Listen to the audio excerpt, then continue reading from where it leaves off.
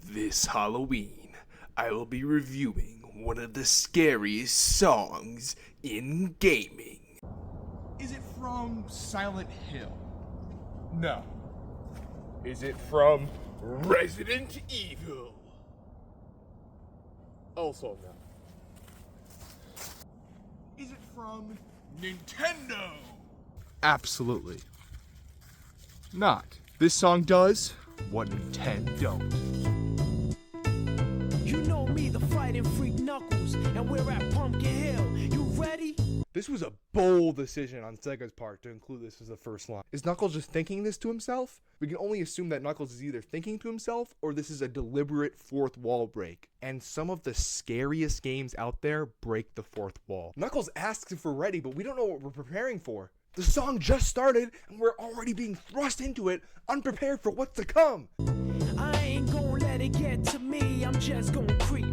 Down in Pumpkin Hill, I got to find my lost piece. I know that it's here, I can sense it in my feet. The great emerald's power allows me to feel. Now, if you were paying attention to the first line, you wouldn't assume that Knuckles would fear a place like Pumpkin Hill. You see, Knuckles, unlike Sonic, doesn't chuckle. He would rather flex his muscles. We know Knuckles already because this is Sonic Adventure 2. And since this is a treasure level, we have to find the lost pieces of the Master Emerald. Therefore, these lyrics are already flawlessly connecting to the game. Now let's pay attention to that last line. The Great Emerald's power allows him to feel, but will not allow himself to feel fear. This shows the audience that Knuckles is not just strong physically, he is strong mentally. I can't see a thing, but it's around somewhere. I'm gonna hold my head, cause I have no fear. This probably seems crazy, a graveyard theory. Our ghosts try to approach me and got leery. Knuckles is now directly talking to us, preparing us for what's to come. Saying it sounds crazy like a graveyard. Ghosts try to approach me and got leery. But before we can even comprehend what a graveyard theory is, a ghost approached him, but it got leery. It seems like the ghosts are more afraid of Knuckles than he is of them. Asked him a question and he vanished in a second. I'm walking through valleys, crying pumpkin in the alley. Now Knuckles here was being the rational person. He was asking him a question, but he vanished within a second. The ghost got out of there before it could even answer the question. Now pay attention to the second line. Knuckles is walking through the valley crying, "Pumpkin in the alley." Now what does that mean? We don't know.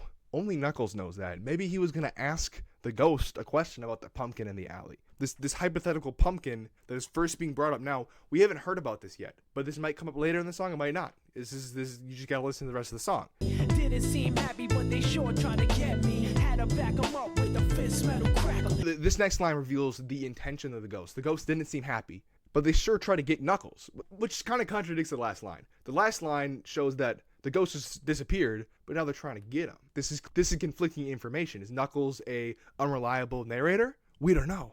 Before we can even think of the reliability of the song as a whole, Knuckles backs them up with a fist metal crack 'em. I don't even know what that is. He can punch ghosts. He can punch through matter that doesn't even exist.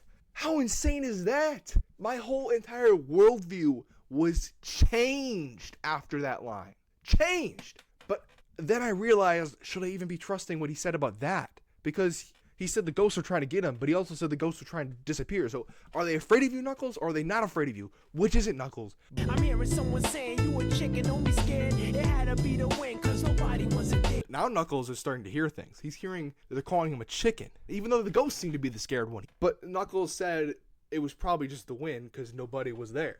But if we go back to the line where the ghost disappeared within a second when he asked him a question, that shows us that the ghost can disappear at any time. So maybe the ghost was right behind him and it wasn't the wind. I searched and I searched as I climbed up the wall, and then I started to fly. I went in deeper. So now Knuckles is searching and climbing up walls, which we know he can do because he's done that kind of thing in Sonic Adventure 1. But then he started to fly and went in deeper. He is clearly not afraid. He is flying and going in deeper into the abyss to find more ghosts. This guy literally has no fear. At this point, Knuckles is not the afraid one in this situation. He is the one without fear, and the ghosts are fearing him. But then the chorus repeats itself, and we are fed the same information we were just fed before. That is true.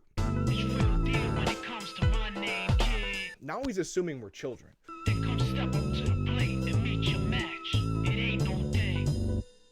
Even I can't analyze this last part. That last part has stumped philosophers for decades. Who's stepping up to the plate at meeting a match? And what, it ain't no thing. Who is this? Who is he talking to at this point? We don't know. What plate? Where is this? Is he having the conversation with me? The audience? Us? Or is he having a conversation with himself? Is he talking to his inner self? Is he facing his own fears? We don't know. I don't know. This is kind of a cop-out at the end of the video, but it has haunted me for years. And what a better Halloween song than to haunt you for the rest of your life, not knowing the hidden meaning of a ghost pumpkin soup.